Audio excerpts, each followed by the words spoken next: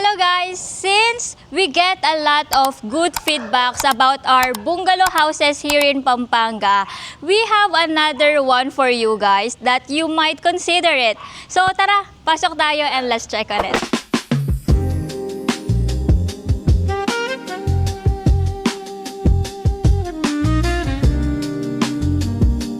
Now this bungalow house is located here in Timog Subdivision near Koreatown and Clark area or Clark International Airport.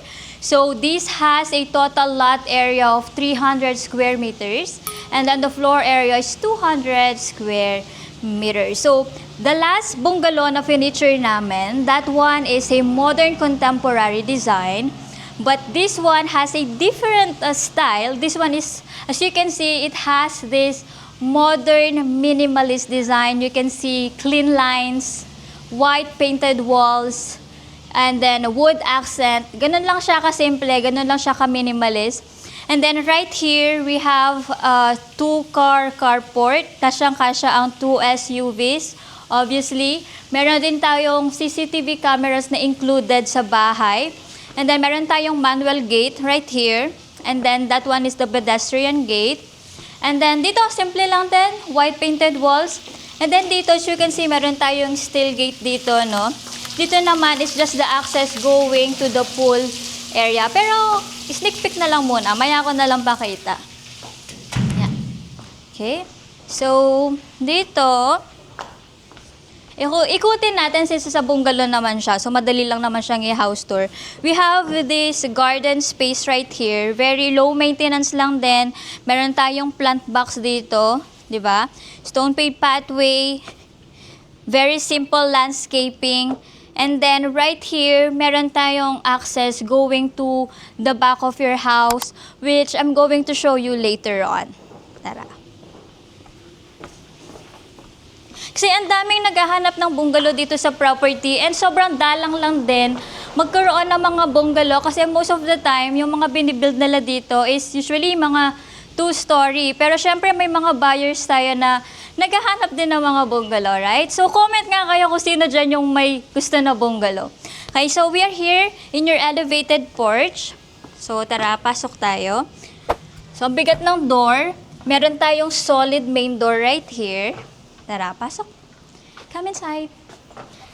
Let's close the door. And then, meron tayong pivot dito. Pwede rin siyang i-open palabas. Ganyan. Then, we have a glass panel right here. So, again, ang advantage naman na meron tayong ganito is makikita mo na agad kung sino yung nandyan sa labas ng bahay. Okay? So, as we enter through your main door, we still have a space right here that we can consider as your foyer, diba? And then, as we go along, we have this living area. So ito, kung napanood nyo yung house tour namin, I don't know what house tour number yon, yung other bungalow. Dito, meron siyang open plan layout. So makikita mo na agad yung common areas, diba? And then yung mga private spaces.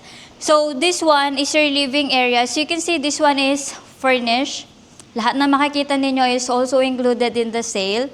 So, sa living area, we have this sofa set na naka-plastic cover pa para at least ma-maintain or ma-keep yung pagka-brand new nila. Kasi this one are customized set. Talagang bagong-bago yung mga to.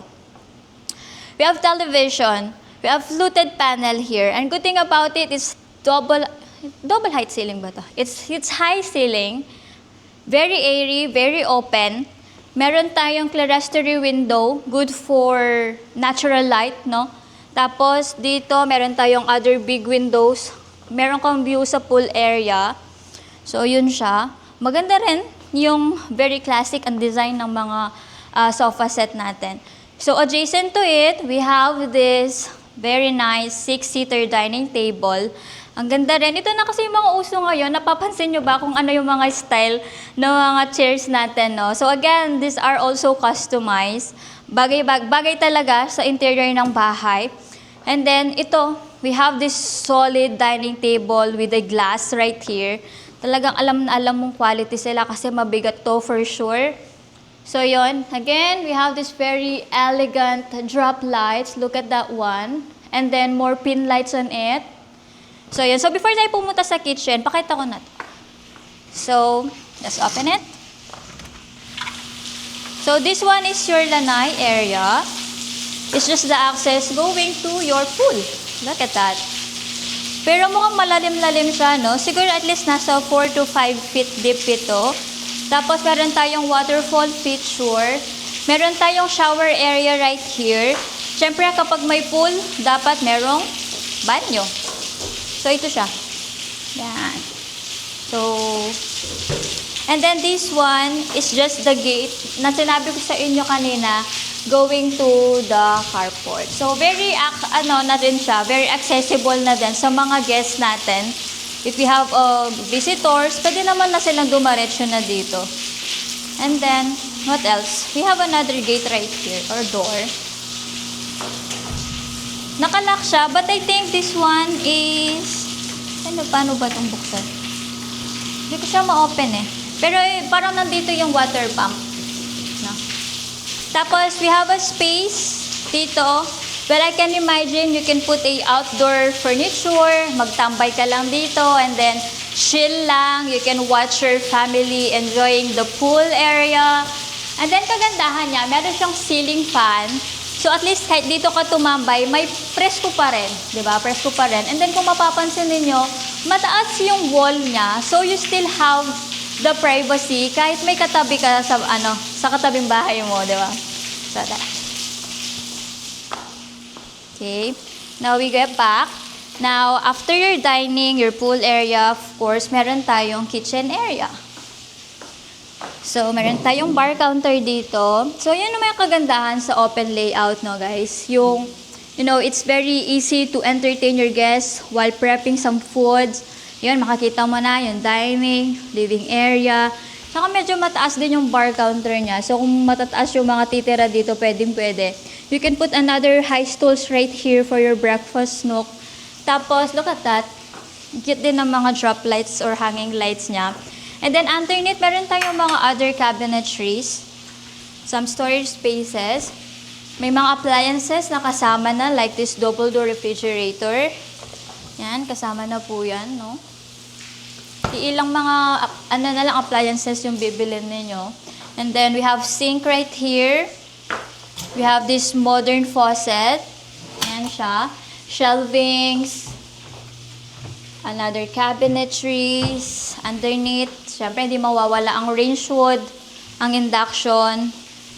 Yan. So, check natin if soft close sila. Okay. So, soft close naman. It doesn't make noise. So, yun. Yan. Tapos may mga outlet na din siya dito for your other appliances. Okay, what else? So, yun. Tapos dito, meron ka pang another space. I don't know kung paano nyo siya i-utilize yung kitchen area ninyo. Pero for me, i-assist nyo na siya para at least you can go around, di ba, while prepping some foods. Okay, so right here we have a door that will lead us to your service kitchen. But good thing about it, parang yung design ng door niya is style, parang restaurant kitchen style siya. That when you have, for example, nagluluto kami, kardero ka, kasi mapapansin nyo wala siyang door handle, di ba? At least you don't need to open it through your hands. You just like this lang, di ba? Oh, yun, oh, di ba? So, yun. Tapos, two-way pa siya. So, at least, kung nandito ka, may kardero ka. Double swing. Kasi, dito, pasok. Tatry ko. So, yun, oh, di ba? Oh, yun. Oh. Kung nandito ka naman sa dirty kitchen mo, meron, ang bigat. Ang bigat niya, daddy. Mabigat siya, pero two-way siya, guys. Mahina lang ang kalaban. So, yun. And then, meron pa siyang glass dito. So, again, parang same sa main door ninyo. Makikita nyo. For example, you have to call your maid or your helper. You have something to ask to her. Parang pwede mo na siyang tawagan dito. Makikita ka niya na agad. Okay. So, this is your informal kitchen. So, dito lahat Dito yung lahat ng pagluluto. Kasi yung informal kitchen, most of the time, di naman yan madalas ginagamit. But, yeah, kompleto na din siya. Meron siyang oven. Meron siyang cooktop, meron siyang range hood, cabinetries, double sink. Ito, double sink siya. Oh. Maganda rin yung ano niya, guys. Dito niya nilagay yung magandang sink, yung modern ngayon. Kasi most of the time, as I've mentioned, ito yung laging ginagamit. Ito yun, oh. Tapos, more cabinetries, yan. Tapos, dito. Dito is going to your helper's room or maid's room. Pahaba siya. So, pwedeng-pwede dito ang bunk bed. 'Di ba? Tapos, meron pa siyang ventilation, of course. Di mawawala dapat yan. Meron siyang window doon. And then, where's the toilet? Nandito po siya. Ayan. Full bath. We have shower, toilet, and then sink. Siyempre, nandito na din yung service kitchen natin. So, very accessible na din siya. Kasi nandito yung dirty kitchen natin eh. So, kung dito ka maglalaba or anything, pwedeng-pwede na siya dito. So, again, meron din tayong mataas na wall dito. So, for extra privacy na din. Yun. Tapos ito yung kanina, sa water pump pata. Yan. Let's go back. What else? Ang kagandahan kasi ng bungalow, guys, di ba? Yung parang is very accessible lahat ng mga lahat ng mga areas ng bahay. Like for example, if you want to go to the kitchen, if you go to the dining, hindi mo na kailangan gumamit pa ng stairs, di ba? Nandun na lahat. It's very senior-friendly.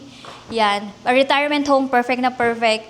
So, after our common areas, siyempre, I'm going to show you all the private areas naman. Siyempre, yun yung mga rooms natin. And what I like about this house, kahit open layout siya, we still have this ample space, kumbaga, that we can move around, di ba? Hindi siya masikip. Ne? So, tara. I forgot to mention. So, this one, we have this wall cladding. We have this fluted panel. So, it's totally up to you kung paano nyo siya i-design. Pwede kayo maglagay ng mga arts dito or anything you want. Kasi that one is the living area naman eh. Okay?